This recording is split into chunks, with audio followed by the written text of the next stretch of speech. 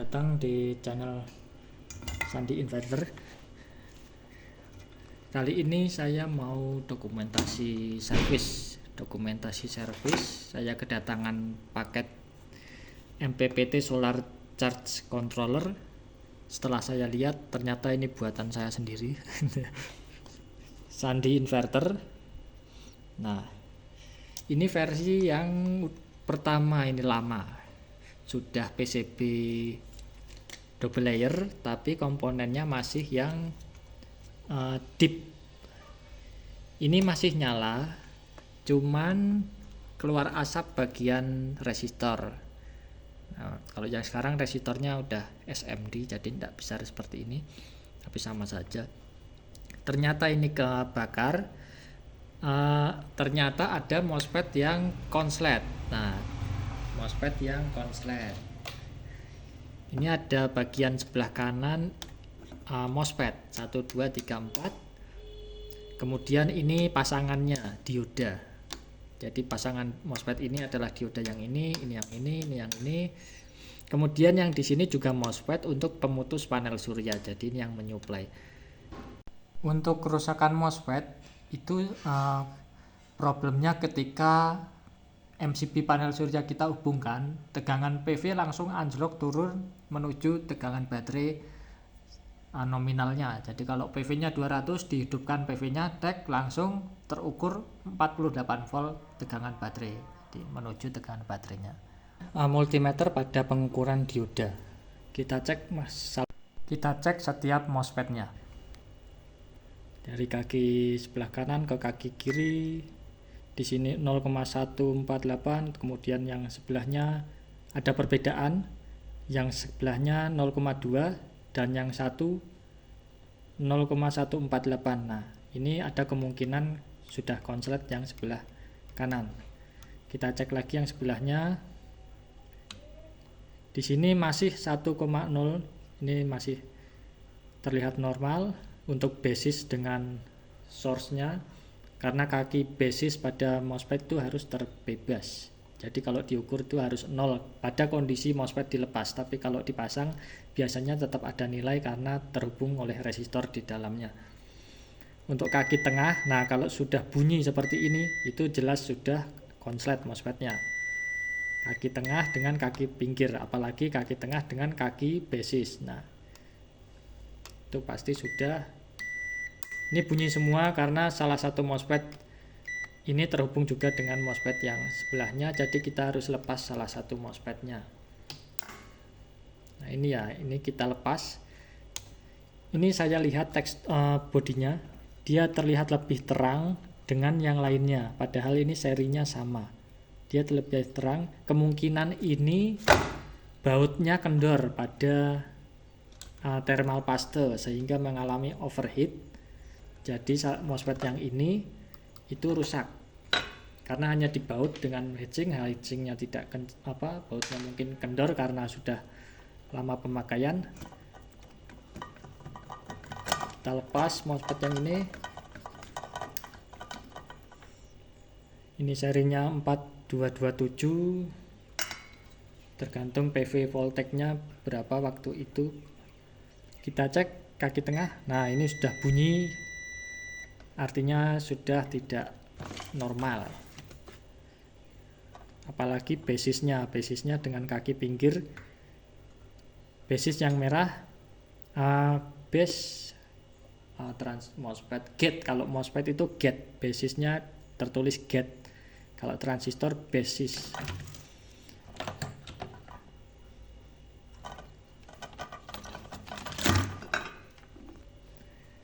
Kita ambilkan MOSFET yang normal. Kita ukur antara gate dengan kaki tengah. Nah, tidak terhubung. Terus kaki pinggir tidak terhubung juga. Tapi yang terhubung secara dioda antara source dan drain. Nah, ini 0,380 seperti mengukur dioda. Kalau dibalik dia nggak ada nilai. Kalau dibalik ada. Itu normal. Tapi kalau basis dia nggak terhubung sama sekali oleh kaki manapun. Gate itu untuk MOSFET. Kalau yang konslet tadi ini kaki gate-nya coba ke tengah, nah ada nilainya. Coba ke kaki kanan, nah ada nilainya juga, itu rusak, kita ganti.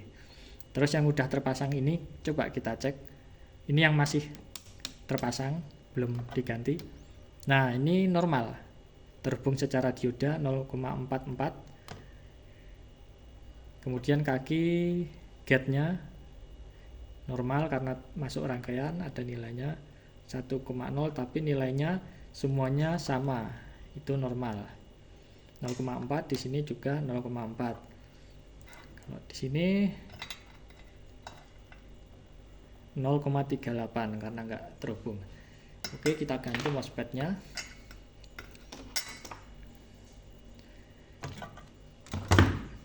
Kemudian kalau ada kerusakan dioda, itu biasanya baterainya protek kalau dihubungkan baterai. Jadi ini ada dioda, kita bisa cek kakinya seperti mengukur dioda.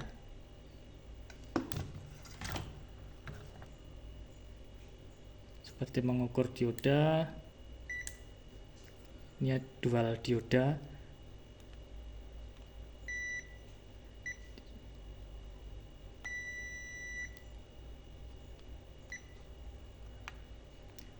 Nilainya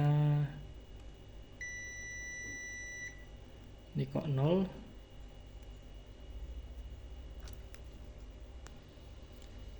Mungkin agak lama ya. 0,360. Nah ini dioda kaki pinggir dengan tengah, kemudian pinggir sebelahnya kiri dengan tengah harusnya juga sama 0,36. Ini karena dioda double dalam satu kemasan seperti MOSFET. Nah, normal, ini juga udah dicek tadi. Oke, sudah diganti MOSFET-nya.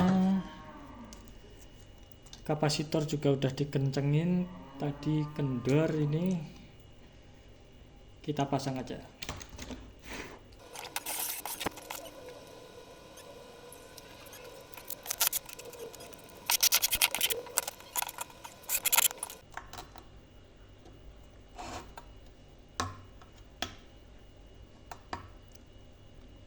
Cek body heatsink apakah bocor dengan jalur PCB, ternyata tidak. Jadi silikonnya ini sudah betul. Ini ternyata ada sambungan tambahan dari entah dari saya atau dari yang beli, saya juga nggak tahu, lupa. Ini tuh untuk apa, lampu LCD. Oke, kita tes dulu aja. Nanti kalau sudah berfungsi normal akan saya flash software firmware yang baru.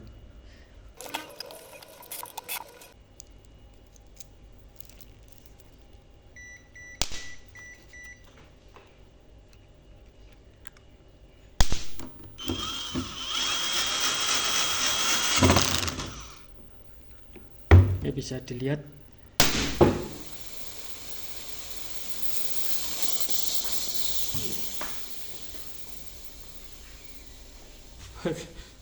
sebentar, ini ada kesalahan tadi, saya pasang kapasitor ternyata kebalik ini. Ini saya pasang malah kebalik, minusnya di sini, ini plusnya, minusnya di sini, ini harusnya minusnya sebelah sini. Oke, kita copot lagi nanti, tapi kita biarkan aja dulu. Kita tes kondisi seperti ini. Ya, sudah terpasang LCD normal tampil. Sekarang saya hidupkan alat tes panel surya. Nah, di sini adalah alat untuk mengetes pengganti panel surya. Kenapa ada resistor di sini? Karena panel surya itu ada resistensinya juga sekitar 10 ohm. Jadi di sini saya siapkan resistor yang juga sama 10 ohm. Jadi saat di load tegangannya turun seperti panel surya. Saya hidupkan. Ya.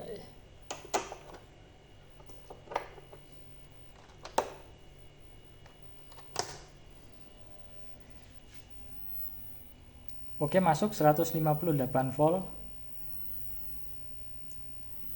Ampernya masuk 0,7, 0,9, 1,2.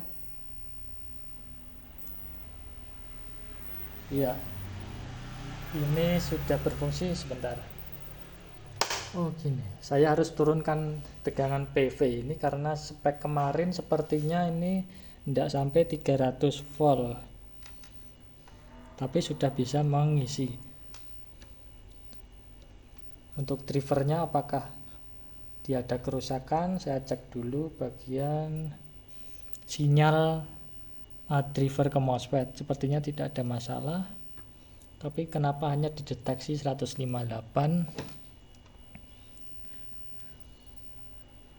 Karena speknya kemarin hanya 150. Oke, sekarang saya turunkan tegangan dulu. Ya, ini sudah bisa mengisi. Ampere naik, LCD normal 3,8, 9, 10. Kita lihat untuk ampere di induktornya. Jadi ini ampere harus ada arusnya karena MOSFET-nya dual channel. Yang tadi diganti apakah juga berfungsi? Ini berapa ini?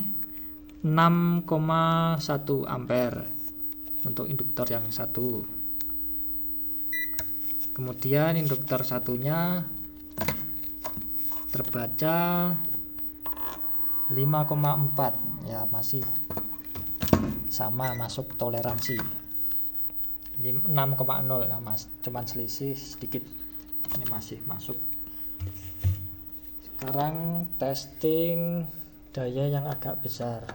Jadi limitnya tadi dinaikkan karena untuk ngecek induktor. Sekarang untuk mengecek arus agak besar untuk pengisian.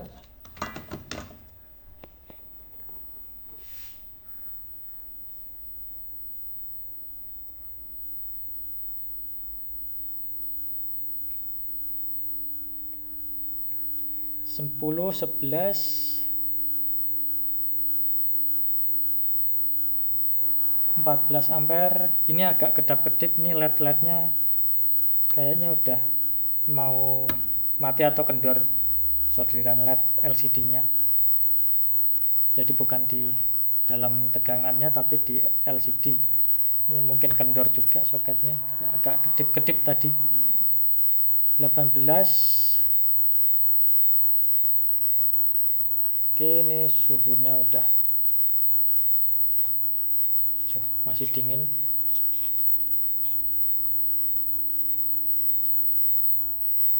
Oke, untuk servis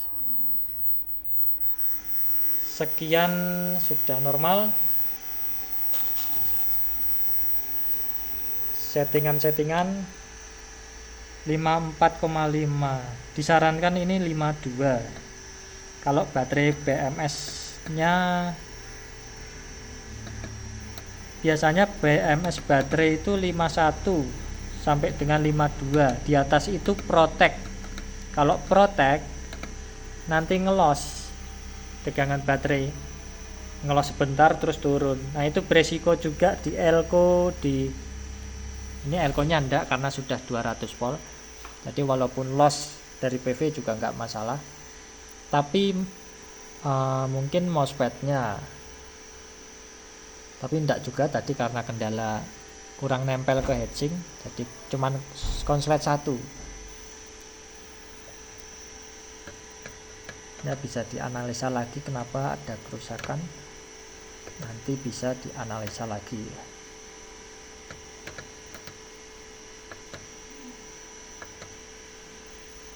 Baterai 50,4 nanti dikalibrasi juga. Tegangan panel surya.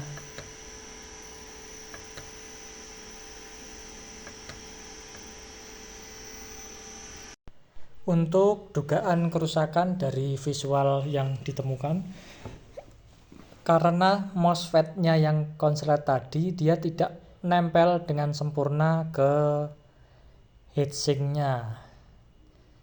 bautnya MOSFET kendor sehingga mengalami overheat dari MOSFET yang lain, sehingga konslet sendiri, dan mengakibatkan resistor driver penyuplai tegangan drivernya dia panas karena MOSFET-nya konslet. Setelah diganti MOSFET normal, driver MOSFET-nya pun sudah tidak terbebani oleh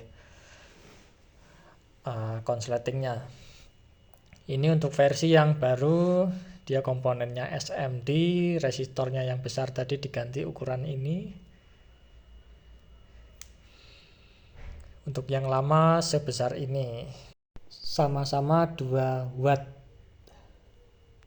Ini produk yang sudah tahun lalu, mungkin tahun-tahun lalu, tapi masih hidup. Untuk step down-nya dia masih berfungsi normal, IC-nya juga masih hidup, cuman MOSFET-nya aja yang bermasalah.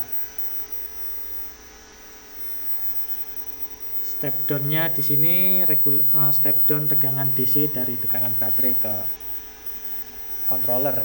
Kalau di sini yang sebelah sini, nah itu cukup awet, belum ada masalah di bagian itu.